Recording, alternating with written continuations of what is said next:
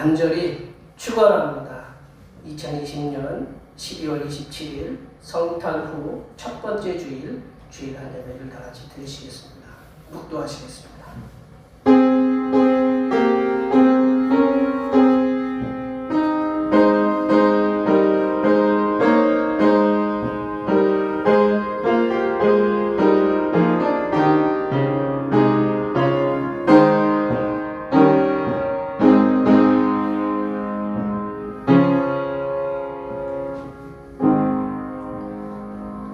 할렐루야. 하늘에서 여호와를 찬양하며 높은 데서 그를 찬양할지어다.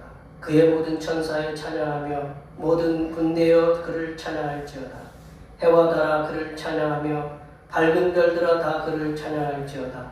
하늘의 하늘도 그를 찬양하며 하늘 위에 있는 물들도 그를 찬양할지어다. 아멘. 거친 세상에서 방황하는 죄인들을 말씀의 푸른 초장으로 인도하신 하나님 아버지, 지난 1년 동안 탕자처럼 방황하던 우리들을 생명의 말씀이 넘치는 교회의 품에 안아주심을 감사드립니다. 새 출발에 설레는 마음으로 시작했던 한 해를 다 보내고 올해의 마지막 주일 예배를 드립니다. 이 예배를 통하여 지난 1년 동안 부끄럽게 살았던 모습들은 사라지게 하시고 주님이 보시기에 아름답게 산 것들은 더욱 빛을 발하며 명년에도 아름답게 살기를 다짐하는 예배가 되게 하여 주시옵소서. 평화의 왕으로 이 땅에 오신 예수님의 이름으로 기원하옵나이다. 아멘. 이 시간에 다 같이 일어나셔서 지난 한 주간 동안 우리들이 알게 모르게 지었던 우리의 모든 죄를 반주에 맞추어서 침묵으로 고백하는 고백의 기도를 드리시겠습니다. 기도하시겠습니다.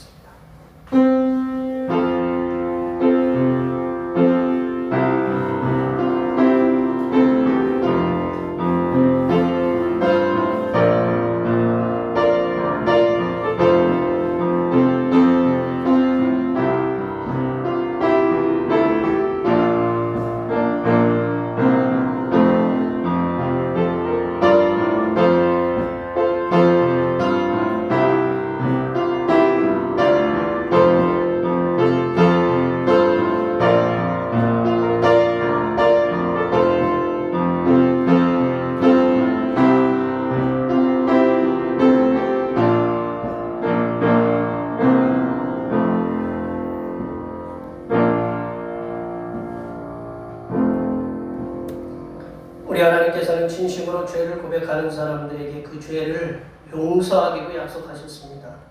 만약 우리가 우리 죄를 자백하면 그는 미쁘시고 의로우사 우리 죄를 사하시며 우리를 모든 불의에서 깨끗하게 하실 것이요 이 말씀에 의하여 우리의 죄가 용서받았음을 확신합니다. 아멘. 찬송 거룩하신 하나님 찬양하시겠습니다.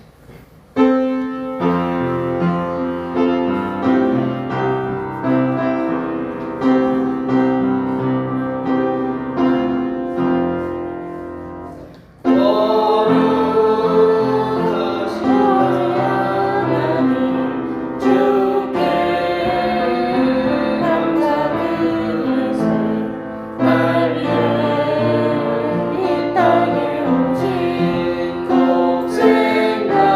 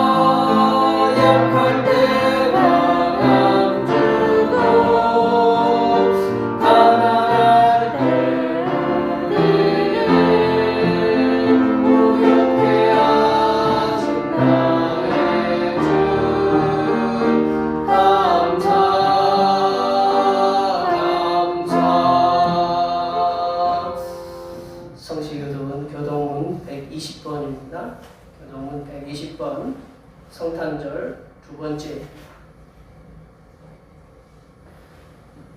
성시교동은 교동문 120번 성탄절 두 번째입니다.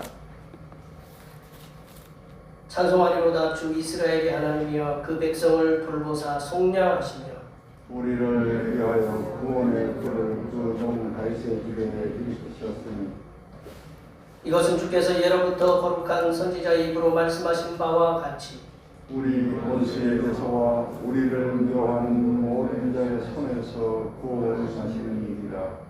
우리 조상을 긍휼히 여기시며 그 거룩한 언약을 기억하셨으니 곧 우리 조상 아브라함에게 하신 맹세라. 우리가 원수의 손에서 건지심을 받고 종신토록 주의 앞에서 성결과 의로 두려움이 없이 섬기게 하리라 하셨도다. 이는 우리 하나님의 긍휼로 인함이라. 이로써 돕는 회가 위로부터 우리에게 임하여 어둠과 죽음의 그늘에 앉은 자에게 비치고 우리 발을 평강의 길로 인도하시리로다. 그러므로 주께서 친히 징조를 너희에게 주실 것이라. 보라, 천사를 위하여 아들을 낳을 것이요 그의 이름을 임마누엘이라 하리라. 아멘. 사도신경 우리의 신앙을 하나님 앞에 고백하시겠습니다. 나는 전능하신 아버지 하나님 천지의 창조주를 믿습니다. 나는 그의 유일하신 아들 우리 주 예수 그리스도를 믿습니다. 그는 성령으로 잉태되어 동정녀 마리아에게서 나시고 본디오 빌라도에게 고난을 받아 십자가에 못 박혀 죽으시고 장사된 지 사흘 만에 죽은 자 가운데서 다시 살아나셨으며 하늘에 오르시어 전능하신 아버지 하나님 우편에 앉아 계시다가 거기로부터 살아있는 자와 죽은 자를 심판하러 오십니다. 나는 성령을 믿으며 거룩한 공교회와 성도의 교제와 죄를 용서받는 것과 몸의 부활과 영생을 믿습니다. 아멘. 다 같이 앉으셔서 찬송 31장 하시겠습니다. 찬송 31장입니다.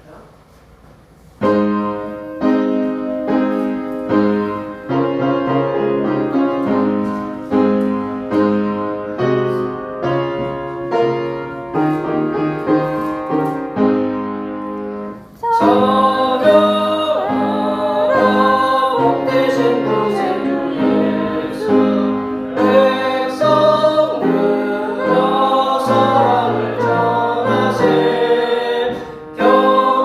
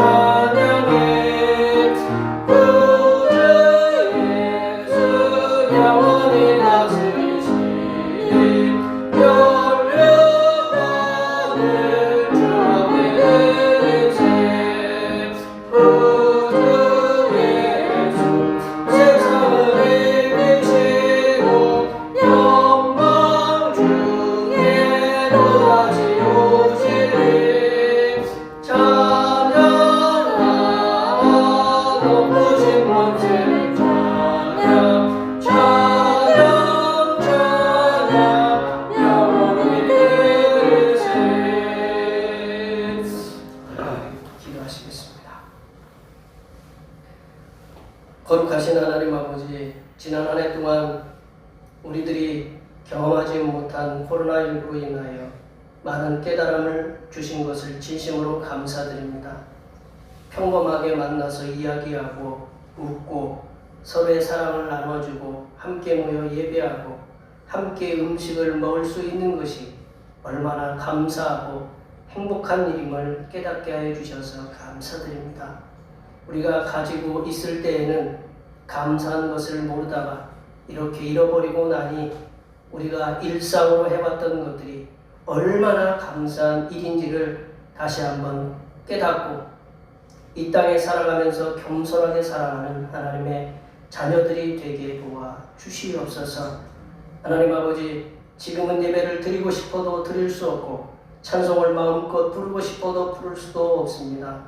주여, 우리를 긍휼히 여기시사 지금 이 자리에 함께하지 못한 모든 심령들이 속히 하나님 앞에 나와서 경건하고 겸손하게 예배를 드릴 수 있는 날이 올 수 있도록 인도하여 주시옵소서. 하나님 아버지, 지난 한 해 동안 이러한 고난 가운데에도 우리를 지켜주시고 인도해 주신 은혜를 진심으로 감사드립니다. 하나님 아버지의 은혜로 지금까지 왔사오니 다가오는 명년에도 주님의 선하신 인도하심 가운데 평안한 삶을 살아갈 수 있도록 인도하여 주시옵소서. 하나님 아버지, 대평교의 모든 권속들을 긍휼히 여겨 주시고 주님의 사랑하심과 선하신 은혜가 그들의 가정과 사업과 직장과 삶의 터전들과 자녀들 위에 충만하게 임하게 하여 주시옵소서. 그리하여 다가오는 명년에는 더욱더 하나님의 사랑하심에 감사하며 하나님께 충성할 수 있는 하나님의 자녀들이 되도록 인도하여 주시옵소서. 하나님 아버지, 이 시간 하늘로부터 내려주시는 생명의 양식인 하나님의 말씀을 듣고자 합니다.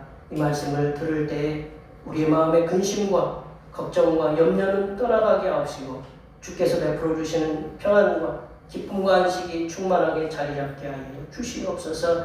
섬기기 위해 이 땅에 오신 우리 주 그리스도 예수님의 이름으로 기도하며 이제는 주님께서 가르쳐 주신 기도로 기도하오니 하늘에 계신 우리 아버지, 아버지의 이름을 거룩하게 하시며 아버지의 나라가 오게 하시며 아버지의 뜻이 하늘에서와 같이 땅에서도 이루어지게 하소서. 오늘 우리에게 일용할 양식을 주시고 우리가 우리에게 잘못한 사람을 용서하여 준 것 같이 우리 죄를 용서하여 주시고 우리를 시험에 빠지지 않게 하시고 악에서 구하소서. 나라와 권능과 영광이 영원히 아버지의 것입니다. 아멘.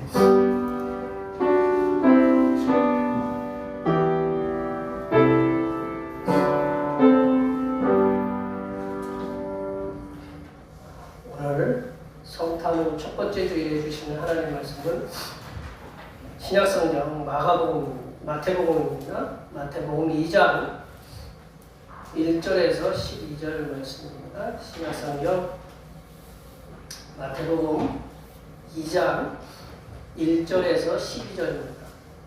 신약성경 2쪽에 있습니다.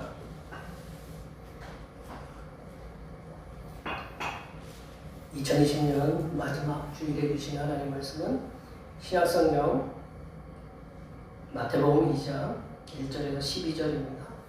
신약성경 2쪽에 있습니다. 한 절씩 교독하시겠습니다.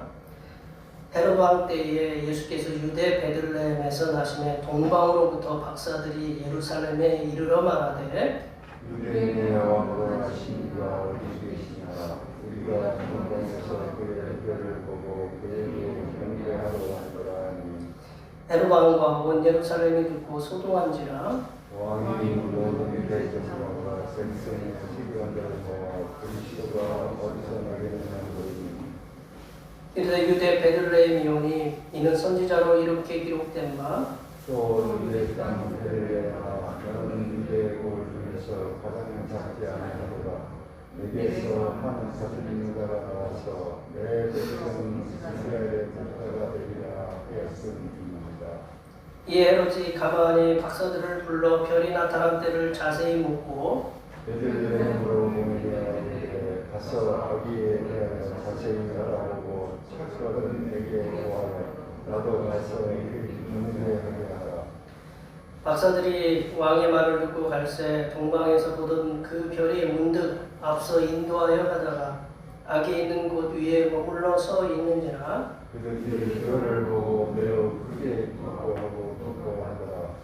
집에 들어가 아기와 그의 어머니 마리아가 함께 있는 것을 보고 엎드려 아기께 경배하고 보배압을 열어 황금과 유향과 몰약을 예물로 드리니라. 그들은 꿈에 헤롯에게 돌아가지 말라 지시하시니라. 다른 길로 고국에 돌아갑니다.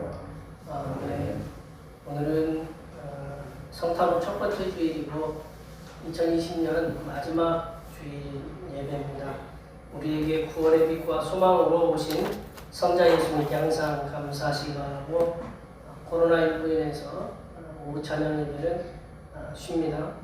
그리고 그 대신방 앞서서 말씀드렸지만 코로나 안정이 될 때까지 미루도록 하겠습니다.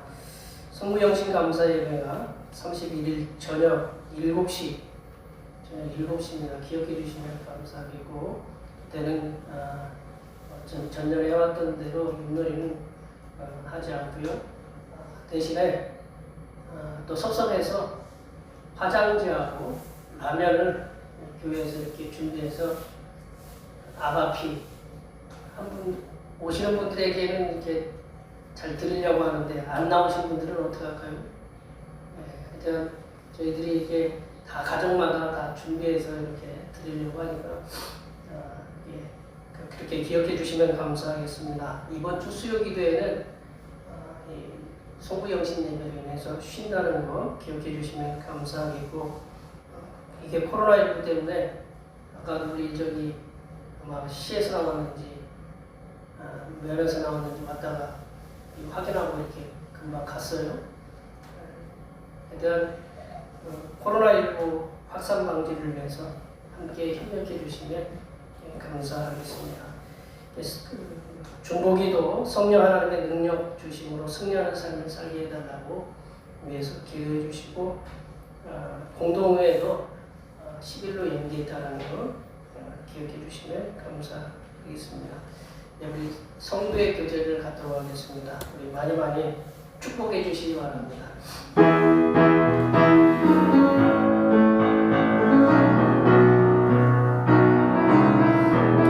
축복합니다.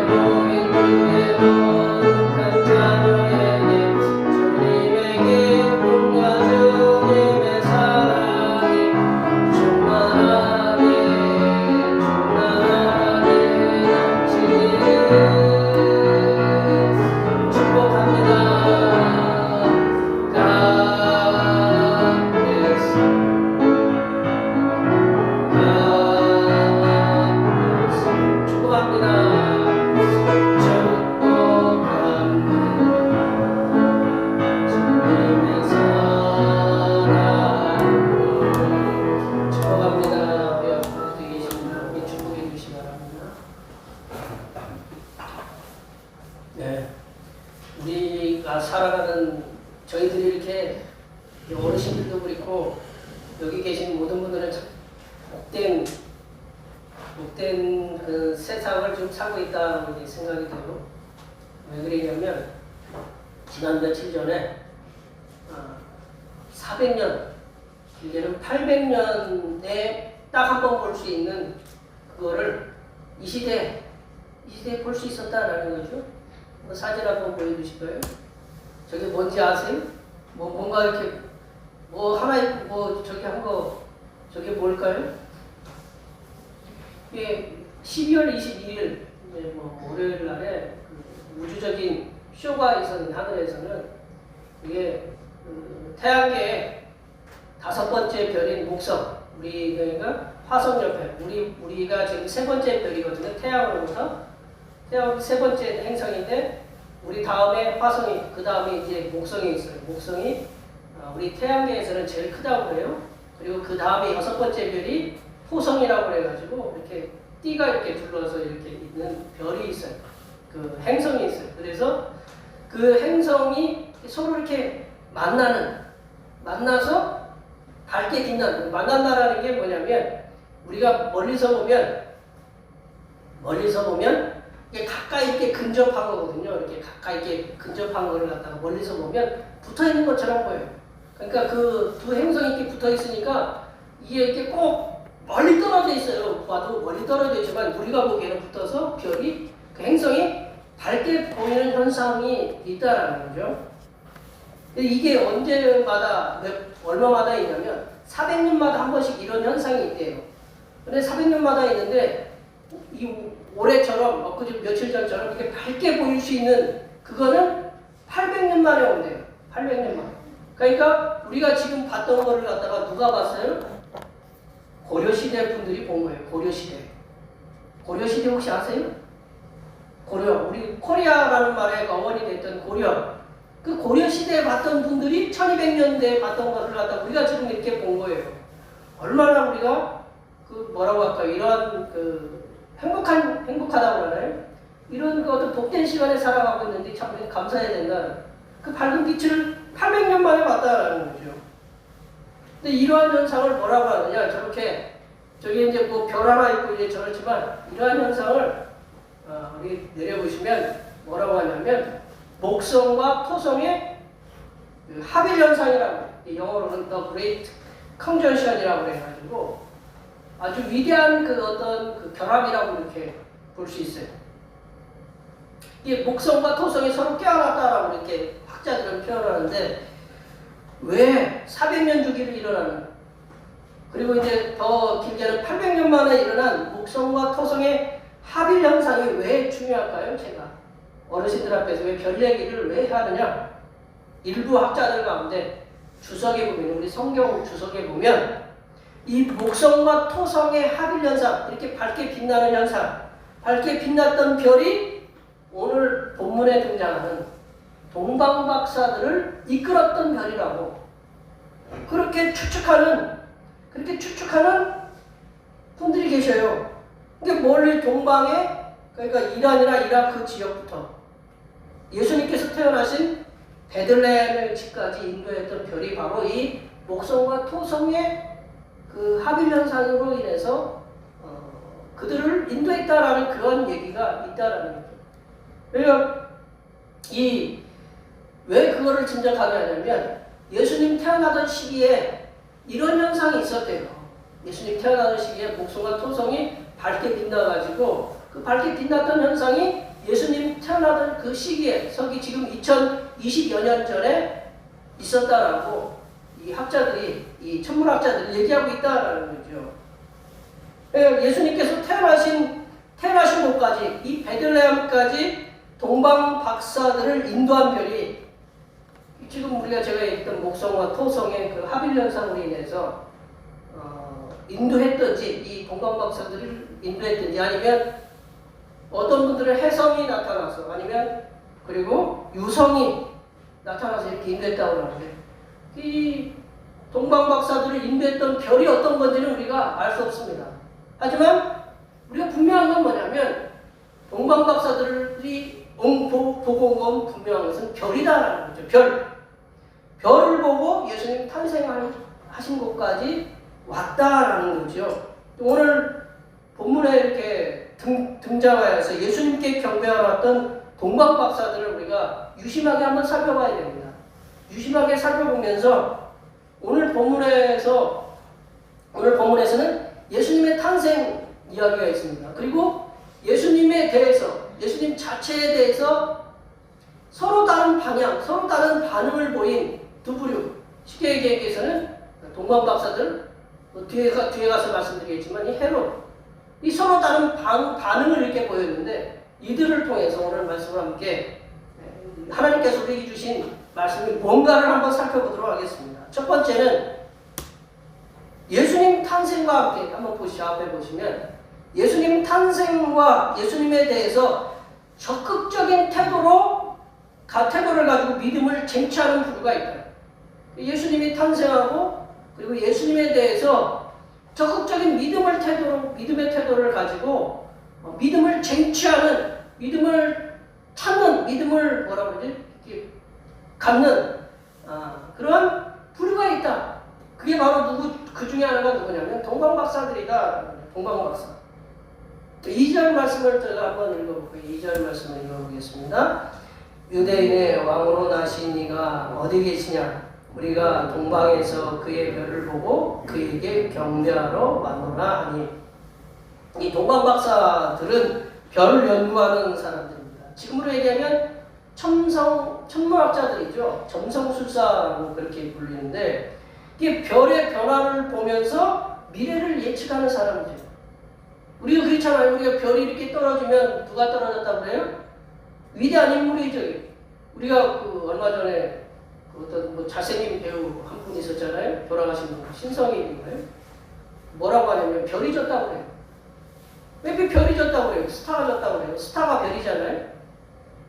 이 별의 변화를 통해서 미래를 예측하는 사람들이 이 동방박사들이에요. 점성술사들이에요. 그 당시에 지금은 하도 별을 연구하는 학문이 굉장히 과학적으로 발전돼서 그랬지만, 그 당시에는 그 문화, 그 당시의 사회에서는 미래의 이상적인 세계 통치자에 대한 기대가 있었어요. 그러니까 이상적으로 지금도 마찬가지잖아요. 지금도 그냥 통치를 잘하는 그 통치자가 나와서 우리를 통치했으면 좋겠다. 가난한 사람들이든 부자든 있는 사람들 없는 사람이든 모두가 잘 평안하게 이 코로나19로 하여튼 주택 문제나 여러 가지 중대재해법이나 그런 문제들에서도 자유롭게 살아갈 수 있는 그런 통치자가 나왔으면 좋겠다라고 누구나 다 그렇게 생각을 해요. 그 당시에도 마찬가지다라는 거죠. 그러니까 이상적인 세계 통치자가 나올 것이다.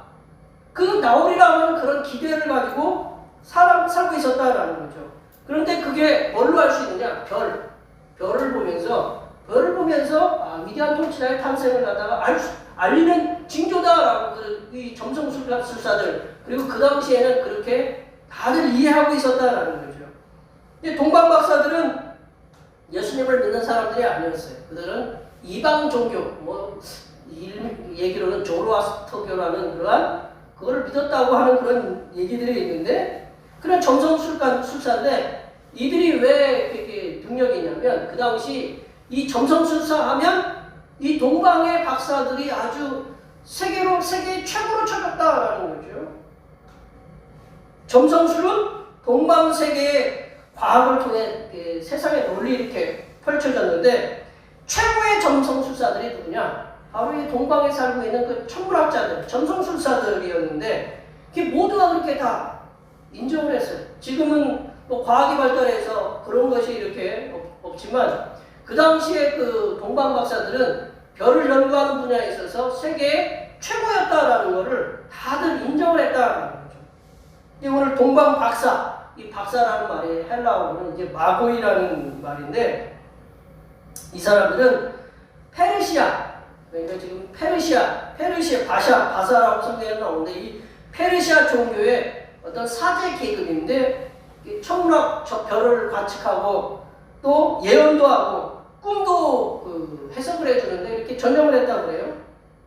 근데 이 시기에 이제 유대인들도 마찬가지고 하나님을 믿었던 유대인들도 역시 상당수가 별의 미래를 정확하게 예견한다는 그러한 생각에 사로잡혀 있었어요. 왜냐하면 구약 성경에는 통치자가 오실 때, 민수기에 보면 통치자가 오실 때 어떤 현상이 있다고 그랬냐면 별이 나타난다라고 그렇게 말했기 때문입니다.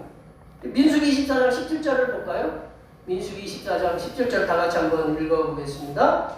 내가 그를 보아도 이때 일이 아니며 내가 그를 바라보아도 가까운 일이 아니로다. 한 별이 야곱에게서 나오며 한 규가 이스라엘에게 일어나서 모압을 이쪽에서 저쪽까지 쳐서 무찌르고 또 셋의 자식들을 다 멸하리라.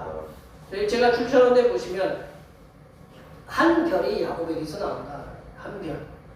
이 예언 시기가 언제냐? 이 발람이 모압을 갖다가 저주하는 시기가 예언이거든요. 그 예언 가운데 일부인데 한 별이 야곱에서 나온다. 야곱에게서 한 별이 나온다. 그 야곱이라는 것은 야곱 족속이거든요. 야곱 가문이거든요. 야곱 가문은 바로 이제 예수님의 가문이거든요. 다윗을 비롯해서.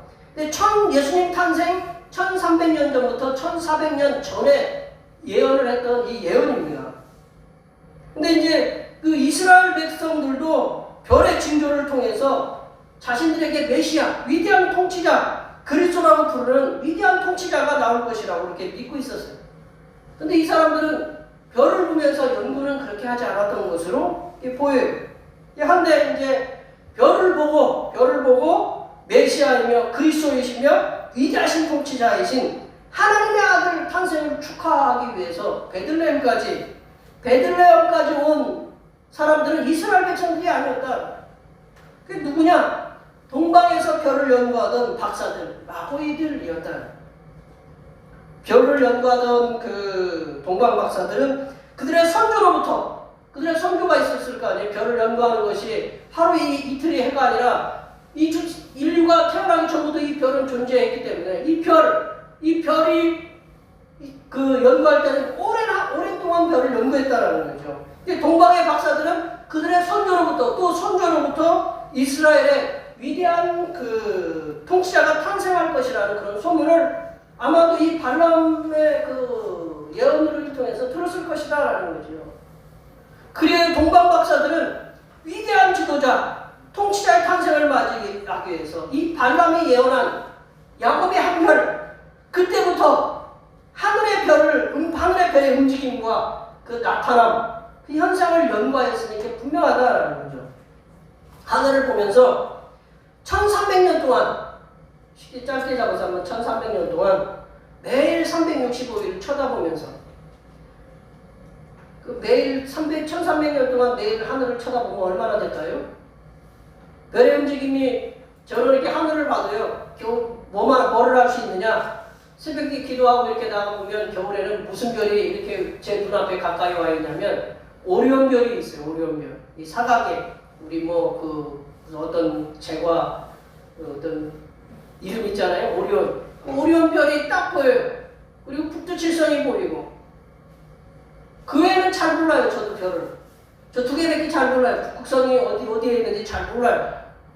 근데 이 점성술사들은 맨날 하늘의 별을 쳐다보니까 별의 움직임을 잘 할 수 있다라는 거죠. 우리 권사님들이 밭에 배추를 심고 무를 심고 또 이렇게 나락을 이렇게 별을 심어 놓으면 별의 그 곡식의 자람을 갖다가 이렇게 권사님들이 잘 아시는 것처럼 이 점성술사들은 하늘의 별을 보면서 별의 움직임이 봄에는 어떤 별, 여름에는 어떤 별, 가을에는 어떤 별, 겨울에는 어떤 별들이 이렇게 움직이는지 잘 관측을 했어요.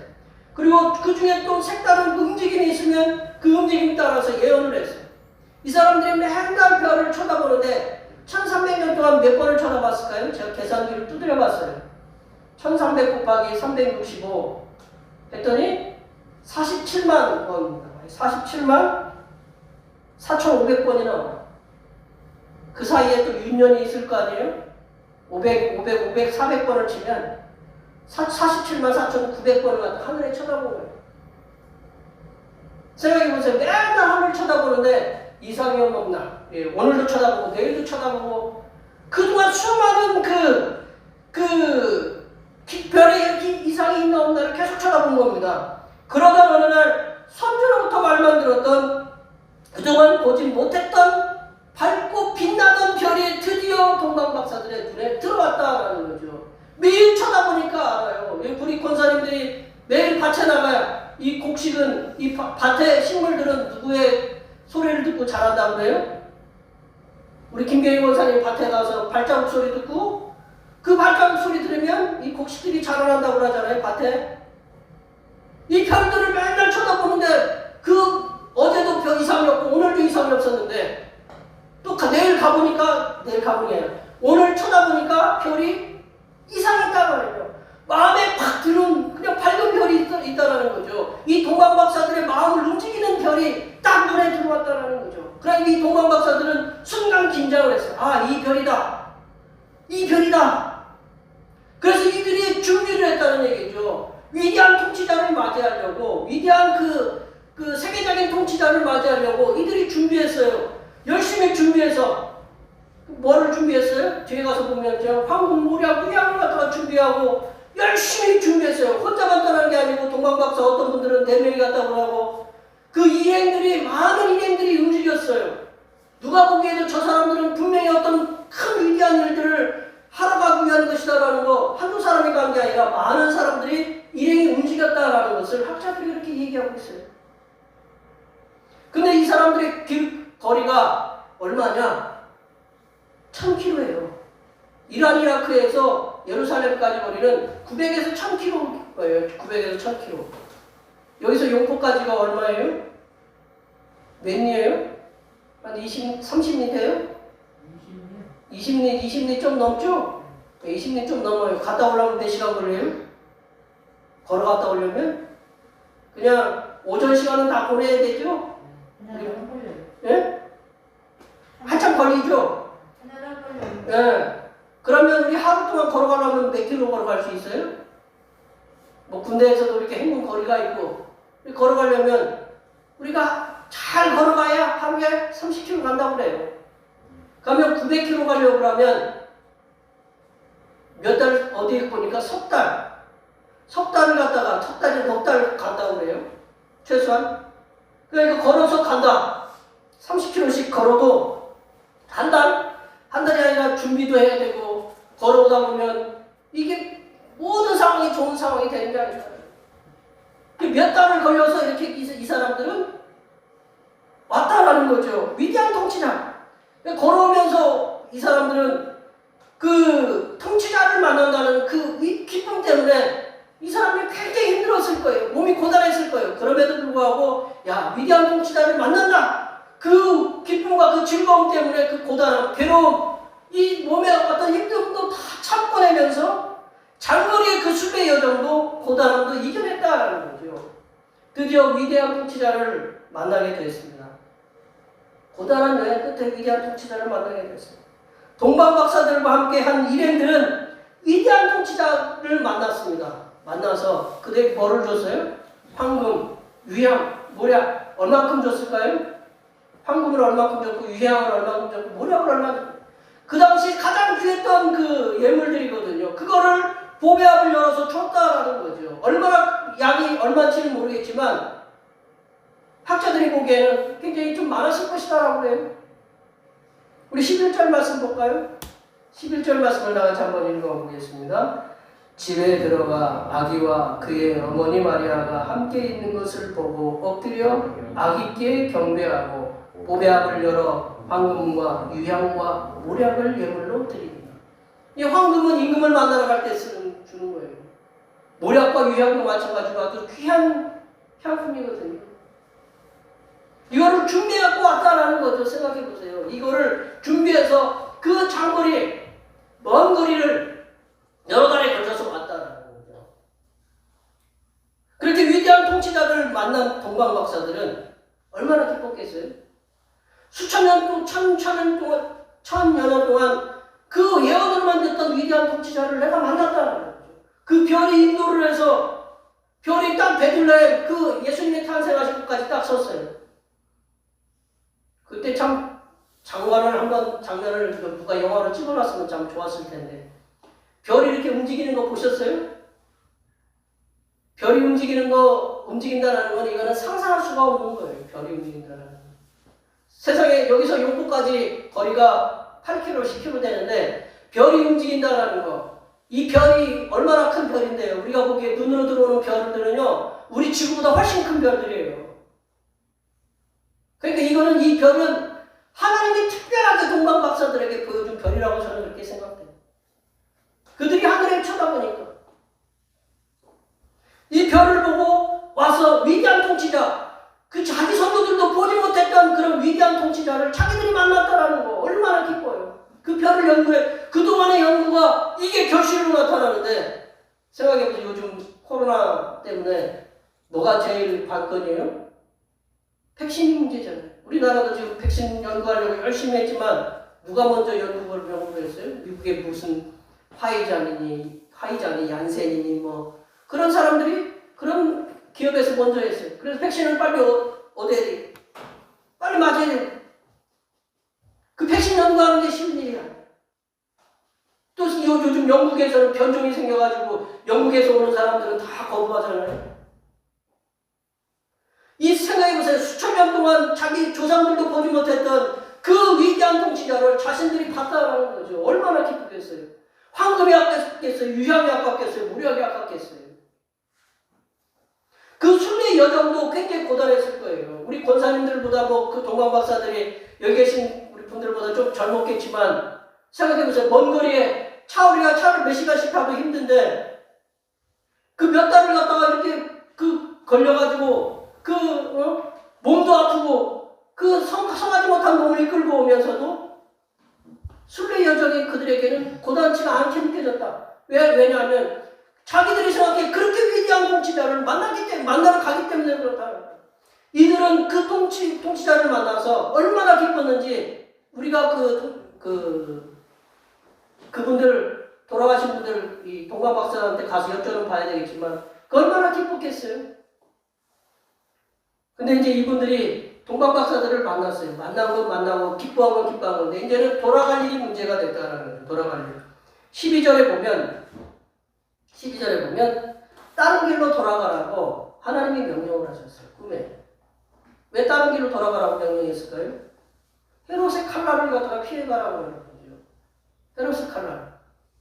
제가 자주 말씀드리지만 여기서 용포 가려면 이쪽으로 우리가 본산을 거쳐서 용포를 가면 빨라요. 그래야 안 그래요? 근데 그 동산에 헤롯이 딱 칼을 들고 있다 그러면 어디로 가야 돼요? 저쪽 노원으로 해가지고 넘어가서 저 산길로 넘어서 그렇게 용포로 가야 돼. 그러면 쉬워요, 어려워요? 쉬워요, 어려워요? 이들의 동방 박사들의 순례 여정은 쉬운 길이 아니었다라는 거. 오는 길도 고단했지만 가는 길은 더 고달팠다라는 거죠. 왜냐하면 이들이 갈 때는 그냥 평지로 왔는데 이들이 올 때는 평지로 왔는데 갈 때는 험한 산을 넘어서 헤롯의 칼날을 피해서 그러한 위험한 산길을 자기 목숨을 바쳐가면서 갔다라는 거죠. 그만큼 동방 박사들의 순례 여정과 경배의 여정은 칭찬받을 만하다. 그래서 저 이란의 이란 북부에 가면 우르미에라는 도시가 있대요. 도시에 동방박사들을 기념하는 동방박사 기념교회, 동방박사 묘지교회가 있다고 해요. 여기에 모여 예배하시는 모든 주님의 백성들께서는 동방박사들처럼 예수님의 탄생과 구세주 예수님에 대해서 적극적인 믿음의 태도를 보이신 분들이다라는 거죠. 여기 모이신 분들은 그래요. 예수님 탄생 그리고 예수님께서 우리의 구세주라는 걸 적극적으로 받아들인 믿음을 가진 분들이다라는 거죠. 아멘? 예. 그러하게 예수님의 탄생을 축하하기 위해서 성탄절에도 오시고 오늘도 이 예배에 참석하신 거 아니겠습니까? 성탄절에 탄생하신 주님께서는 복음의 말씀을 통해서 천국은 침노하는 자의 것이라고 했어요. 천국은 그냥 가만히 얻어지는 게 아니고 어떻게 하는 거라고요? 침노하는 자의 것이다 라고 했어요. 그래서 제자들과 말씀 듣는 백성들에게 천국을 차지하기 위해서는 믿음의 적극적이고 진취적인 태도를 보이라고 당부하셨다는 거죠. 마태복음 11장 12절을 볼까요? 마태복음 11장 12절 말씀을 다 같이 한번 말씀을 읽겠습니다. 세례 요한에부터 지금까지 천국은 침노를 당하나니 침노하는 자는 빼앗으리라. 왜 이 표현을 썼을까요? 천국은 침노한다. 침노하려면 어떤 수고가 필요해요? 내가 열심히 뭔가를 노력을 해야 돼요. 백신 하나 우리가 발견하는 게 얼마나 힘든지 우리가 지금 알죠? 우리나라는 과학도 굉장히 발달했어요. 굉장히 하나를 발견하기는 어려운 거예요.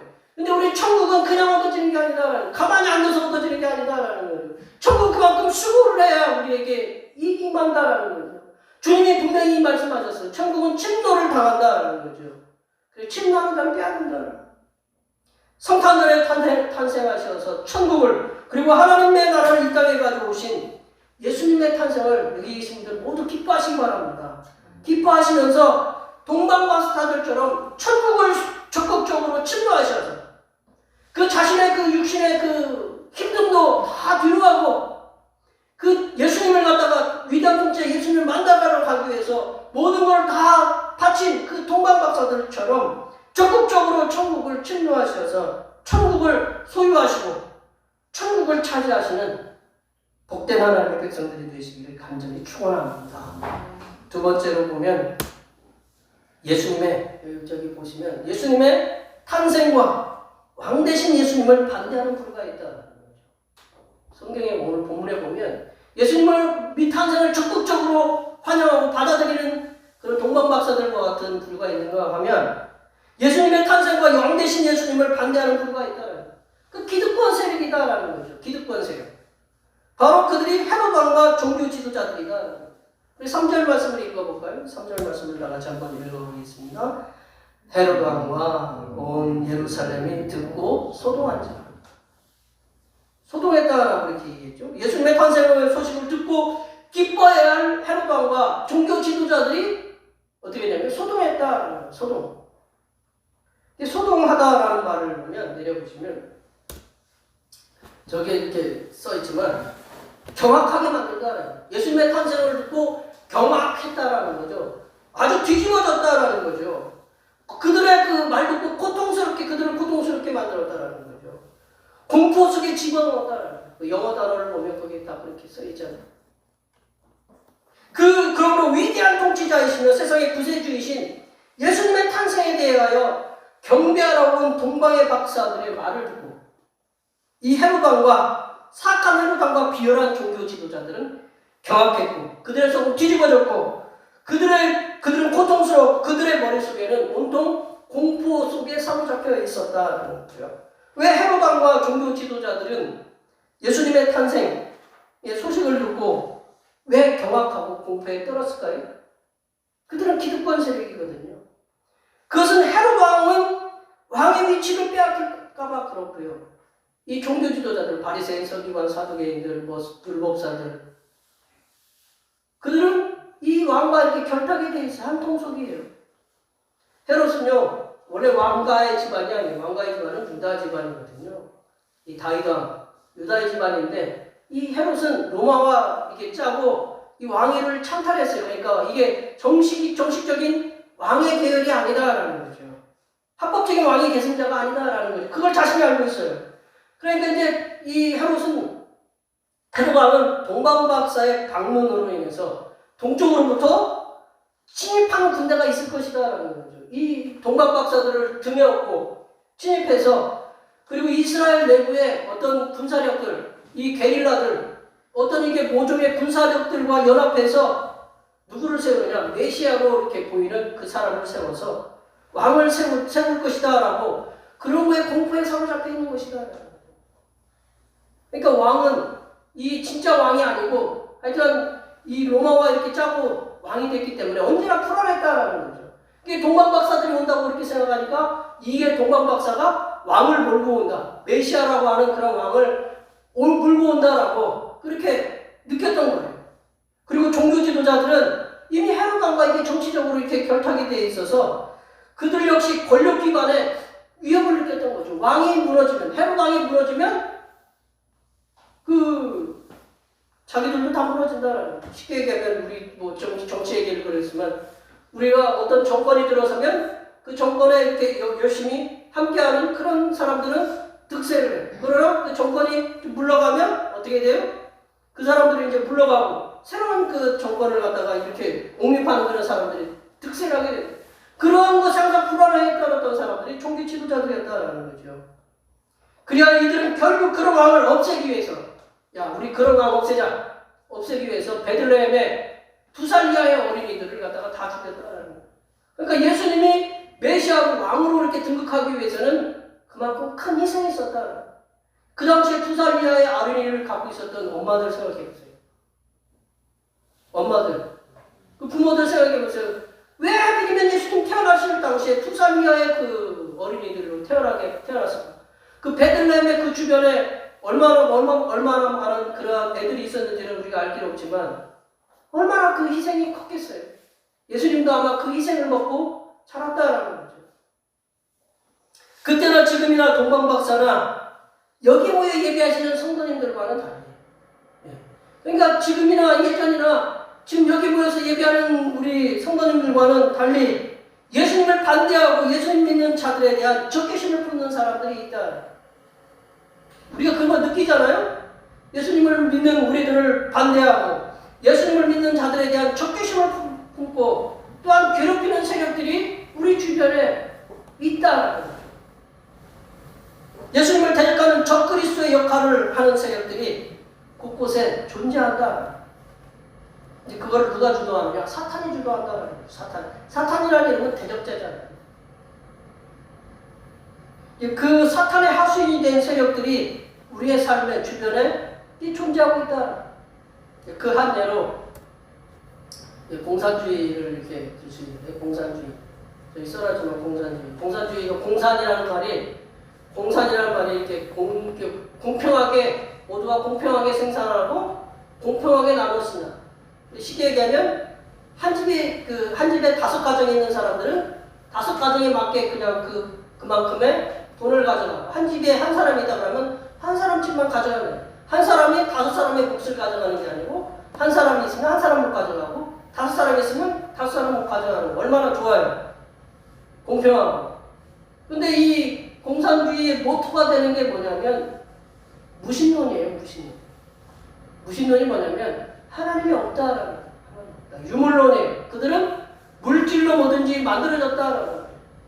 그들의 어떤 사상, 생각은 굉장히 좋아요. 그러나 그들의 밑바탕에 깔려있는 무신론, 하나님이 없다. 그리고 모든 걸 물질로 다 설명을 하잖아요. 그래서 지금 공산주의 국가의 중국에는 누구를 쫓아내고 있냐면, 우리 목사님도 알고 계실 거예요. 선교사들을 다 쫓아내고 있어요. 누가 위협을 받고 있냐면, 그 지도자들이 위협을 당하니까 선교사들 다 쫓아내요. 저 북한에는 참된 교회가 있을까요? 북한의 교회에 이렇게 무슨 교회가 있다고 하지만 그 교회는 진짜 교회가 아니라고 봅니다. 그 밑에서 이렇게 지하에서 숨어서 신앙생활하는 중국에도 마찬가지고 이 북한에도 마찬가지고, 드러내놓고 신앙생활하면 죽어요. 그러니까 다 숨어서 신앙생활하는 사람들이 있다. 또 우리가 보면 주변에 이단들이 있잖아요. 사이비 이단들. 특별히 요새 가장 교회를 어렵게 하는 그 신천지가 있잖아요. 신천지를 갖다가 믿는 사람들은, 신천지를 교리를 따르는 사람들은 이만희가 교주예요. 하나님의 예수님이 성삼일체 하나님에 들어가서 영광을 받아야 될 자리에 누가 영광을 받고 있느냐? 이만희 교주가 들어가서 영광을 받고 있다. 얼마나 하나님을 대적하는 얘기입니다. 그리고 또 교회에 믿고 있는 기존의 성도들, 열심히 교회를 잘 다니는 성도들을 자꾸 어렵게 만들어요. 이 신천지. 이 예수님의 탄생은 모든 인류에게, 우리가 성탄절에도 말씀을 나눴지만 모든 인류에게 미치는 큰 기쁨의 소식이었다는 걸 우리가 성탄절에 말씀을 드렸어요. 누가복음 2장에 통해서. 이처럼 예수님의 탄생의 큰 기쁨의 소식을 방해하는 세력들이 있다. 그럼 우리가 인지를 해야 된다. 우리가 깨달아야 된다. 우리가 그 반대하는 세력들에 대해 성도는 적극적이고 진취적인 믿음의 태도를 가지고 그들을 대적해야 된다. 근신하라 깨어라. 마귀를 퇴적하라고 이렇게 사도 베드로가 얘기하고 있잖아요. 주님을 알지는 못하는 이들이 마귀나 공산주의나 사이비 등과 같은 세력을 통해서 동원해서 하나님이 없다. 그 사탄의 속임수에서 우리가 그들이 구원받을 수 있도록, 하나님이 없다, 하나님 이 세상은 죽으면 끝이다라는 그러한 사상 속에 있는 그들이 구원을 받을 수 있도록 성도는 더욱더 예수님의 탄생의 소식과 구세주 예수님을 우리 자신의 말을 통해서, 그리고 우리의 몸을 통해서 보여줘야 된다. 언행일치를 통해서 보여줘야 된다. 마귀라고 불리는 사탄은 호시탐탐 이 땅에 존재하는 어떤 세력들을 동원해 어떠한 모습으로 하나님 예수님의 탄생하심과 구세주 예수님에 대해서 대적하고 있다. 어떤 모습으로 대적하는지 몰라요. 사탄이 대적하는 방법은 시대마다 다 틀리게 대적했다라는 거죠.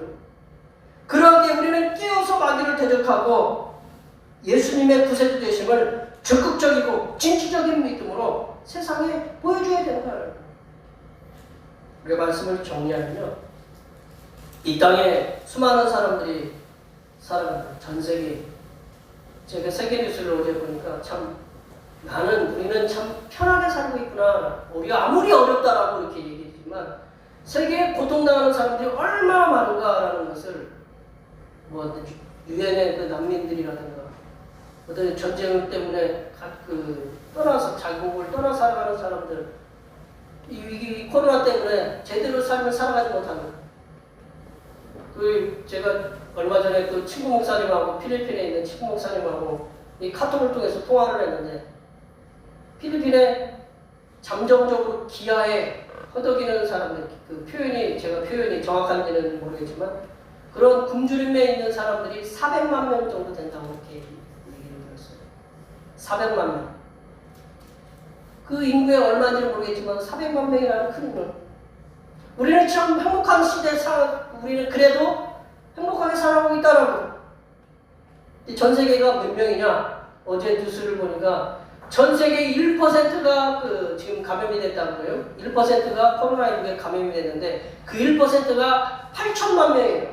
그럼 1%가 8천만 명이면 100%면 몇 명이에요? 80억이에요. 80. 전 세계 80억 명이 살아가고 있다는 거죠.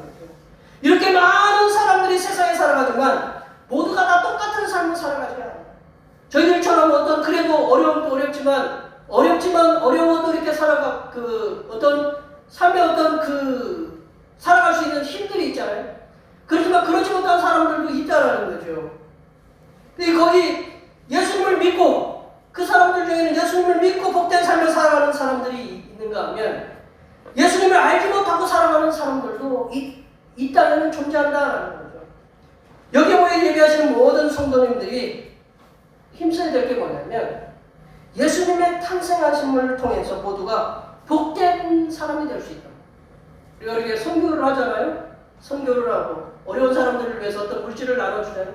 그런 것도 우리가 보여주면서 예수님께서 구세주로 이 땅에 탄생하셨다는 소식을 주님을 알지 못하는 영혼들에게 전하셔서 그런 복된 소식을 전하셔서 그들도 다 구원의 반열에 서게 하시는 그런 복된 하나님의 사람들이 되시기를 간절히 축원합니다.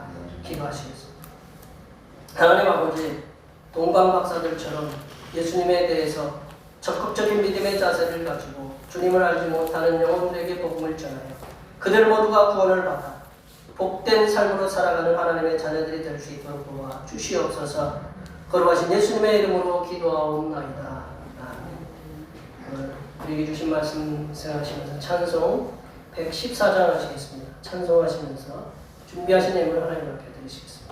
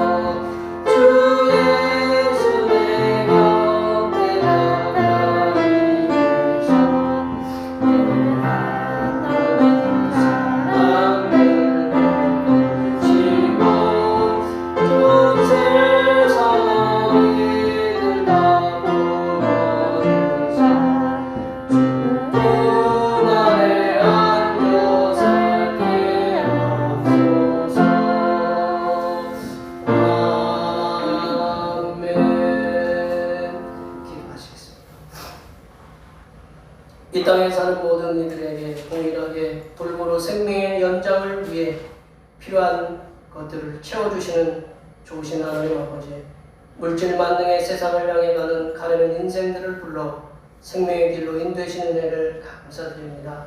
이 시간 주님의 은혜에 감사하여 작은 정성을 담은 예물을 드리오니 기쁘게 음량하여 주시옵소서. 하나님 아버지, 세상살이가 빡빡한데도 불구하고 불평하지 않고 게으름 피우지 않고 열심히 수고하여 얻은 소득의 열의 하나를 드립니다. 이렇게 수고하여 드린 11조의 예물을 위해 함께 하시사 누르고 흔들어 넘치는 복으로 채워주시고 들어가도 복을 받고 나가도 은혜를 누리는 놀라운 역사가 일어나게 하여 주시옵소서. 하나님 아버지, 범사에 감사하는 말씀에 순종하여 감사의 예물을 드립니다. 한 주간도 선하신 인도하심에 손길에 감사하여 감사의 예물을 드립니다.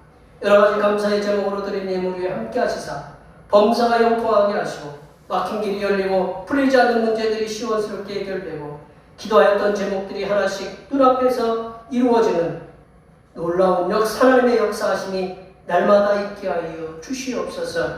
하나님 아버지, 변함없는 마음으로 주의로움을 드립니다. 이 한 주간도 주님의 측량할 수 없으신 은혜와 섭리 가운데 복된 길로 인도하여 주시옵소서. 한 달을 감사하며 월정헌금을 드립니다. 한 달 동안 주님의 사랑하심으로 은혜와 평강이 넘치게 하여 주시옵소서. 주님께서 이 땅에 보내주신 생일을 맞이하여 생일헌금을 드립니다. 다가오는 명년의 생일까지도 건강하고 복되게 지켜 주시옵소서. 하나님 아버지, 주님의 몸된 교회를 위하여 헌신하고 공사하는 손길들의 수고를 기억하여 주시옵소서. 이들의 수고를 통해서 하늘로부터 내려주신 은혜가 충만하게 임하도록 도와주시옵소서. 차량공사와 헌금요원과 재정요원, 안내요원, 교회 청소로 위에도 보이지 않는 곳에서 수고하는 여러 손길들을 위해 하나님께서 보여주시는 새로운 비전들을 보게 하시고 이 땅에서 바라고 소원하는 모든 기도의 제목들이 다 응답받게 하여 주시옵소서. 거룩하신 예수님의 이름으로 기도하옵나이다. 아멘.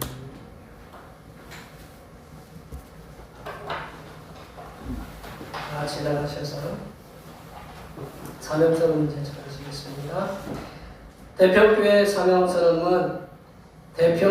사명은 하나님께서 우리와 함께 하시는 절대의 믿음과 우리 가족을 사랑으로 구원하여 주심과 교회를 부흥시켜 주심을 비전 삼아 지역과 나라와 세계의 소금과 빛의 사명을 감당하는 것입니다. 믿음으로 하나님을 기쁘시게. 아멘. 말씀으로 제청하시겠습니다.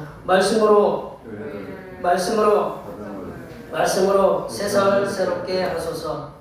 결단의 찬송, 나를 지으신 이가 하시겠습니다.